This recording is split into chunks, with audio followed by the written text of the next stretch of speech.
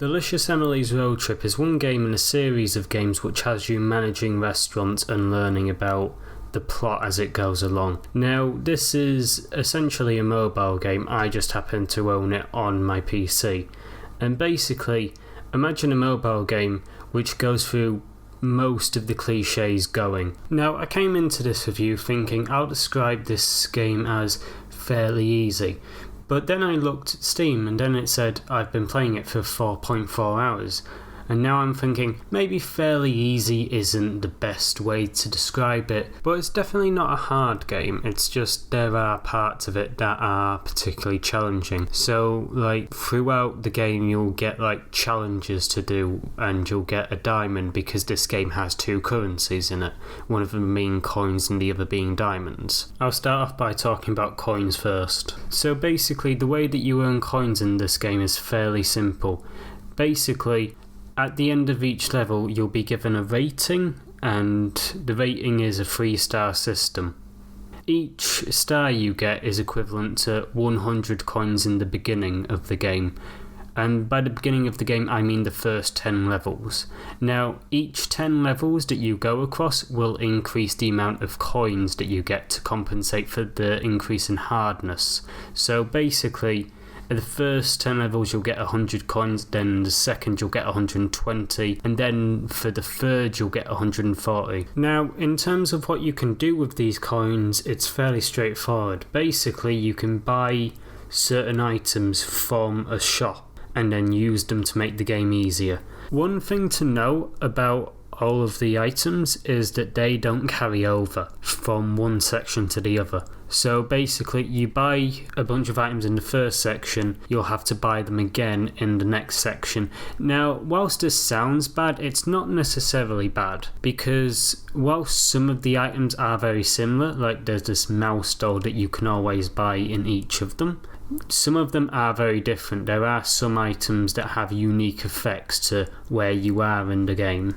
Personally, I'm in favour for this being a thing because it does make the player manage their money a lot better as opposed to just buying everything as soon as they can. It doesn't work like that because in this game, if you buy something towards the end of a section, then you've just wasted your money. You need to prioritise when you're going to buy things, and I think that's a good idea.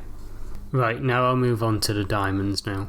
Now, the challenges that you'll come across to get the diamonds, there are two different challenges. So there's like these ones in between levels, which you can do, they are optional, which if you do them well will give you 3 diamonds, if you do them poorly will give you 1 diamond, and if you just fail, you don't get anything. You don't even get coins. Now, the way I will go about doing these challenges is basically they give you a description of the challenge at the beginning before you do them.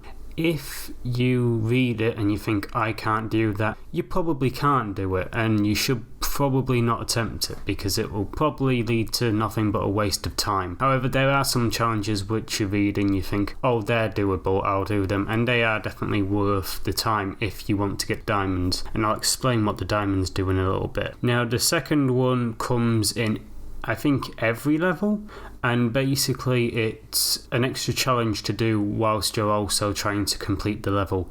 These challenges can be something like talk to this person every so often, or see if they need anything. They never do, you just need to talk to them. And then there's challenges like don't screw up a meal, and that's really hard to do because screwing up is the thing that I do best in this game. Oh, also, remember when I said there were 2 ways to get diamonds? I lied, there's actually 3.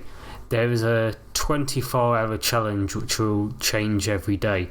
And essentially, they're like the side stop challenges, except you can get more diamonds. So the amount of diamonds there are is 6 instead of 3, like there are in the side stop challenges. Okay, now I'll go on to the thing that I probably should have started with, which is how to actually play the game. So, like I said earlier, there are about 6 different segments. Actually, I don't think I actually said that. Well, I'm saying it now. There's 6 different segments to this game. I've only played through 3 of them completely, and basically, each of them have 10 levels and about 3 or 4 pit stops along the way. Now, with each segment that you find yourself in, you'll be told to cook different things.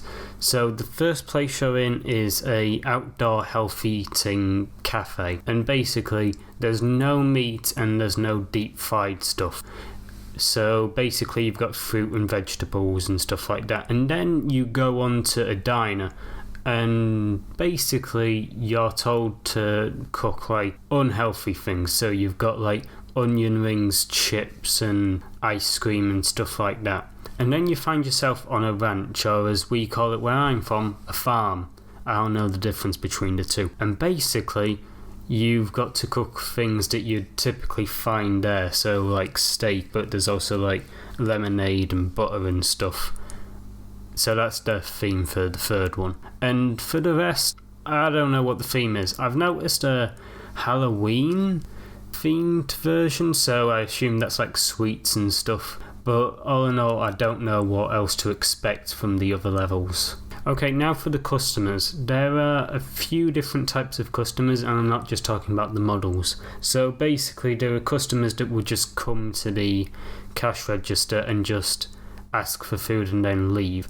But there are also customers who will sit down at tables and take a while to eat, and then you've got to clean the tables, which is an extra challenge. And then you've got a third type of customer. I don't really know how to explain what they do. So basically in first segment, what they do is there's an adult and a kid, and they go apple bobbing, because that's something that happens in an outdoor cafe. And then when you get to the second segment in the diner, you get people who just come in to specifically listen to music. And then for the final area, you get to feed the cows, or you get to give the children food or water to give to the cows. And that's about it. Now, above the head of all of the AI, there's a number of hearts, and basically a character will start off with about 5 or 4 hearts depending on their role, and they go down over time, and it's a challenge to try and keep them up for as long as you can, because if they get down to 0 heart, then they'll just leave. Now, what I find interesting is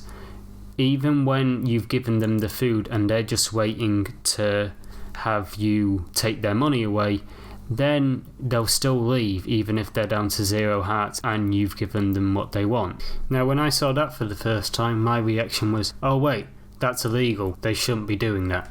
But really, that's the only issue I have with the gameplay. Like, seriously, there's not much to complain about it. It's pretty straightforward and simple. The only things I have problems with is there are some things that don't really make sense, like some of the orders. Like, occasionally you'll get in some orders that say, oh, I just want 1 stick of butter to go, please. And I'm just like, it's going to melt in your pocket before you can take it home. But really, those are the only problems I can find with it. That's the truth about it. Like, there's not much I can say that's negative about it. The game's pretty good. I've not run into any bugs, and yeah, that's it.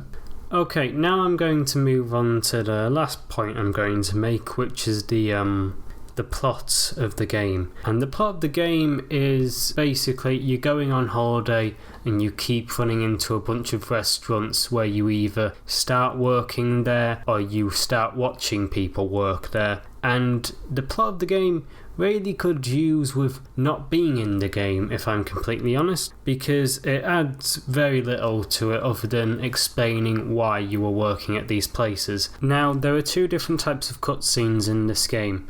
There are the ones that come after every single level, which have a big skip button in the bottom right corner, which you're going to want to press. And then there's the other type of cutscene, which come after every segment of the game, so it happens once every 6 times. These are done to explain why they are in this circumstance right now and stuff like that. But the thing is, they're not very good in terms of cutscenes. Basically, what I tried to do in the beginning was I tried to watch all of them, because this is supposed to be a review where I review the entire game. However, I slowly realised that I didn't want to do that, Also, in the beginning, I mentioned that there were diamonds, but I never said what the diamonds were used for. And considering that I don't want to talk about the plot of the game anymore, I feel like I should just use the minutes I reserved for doing that to talk about what you can do with the diamonds. So essentially, you can create your own little campsite with it, and I don't know what the purpose for it is. I mean, it looks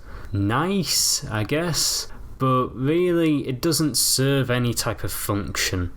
Also, there are these fairies that come and spawn a camera and you can take pictures with it, and I think you can share it on Facebook. And that's another feature of the game that I didn't mention earlier. You can share things on Facebook. I'm not too sure anyone's ever pressed that button before, but okay. So if I was to make a final point on this, it would be the fact that I think the gameplay is alright, but the story doesn't really feel like it should be there, but that's not really a thing that impacts you. So all in all, I'd say this game is pretty good. Right, so if you've managed to stick to the end of this video, thank you very much, it's appreciated. Now if you could leave a comment in the comment section telling me what I did right and what I did wrong, that would also be appreciated.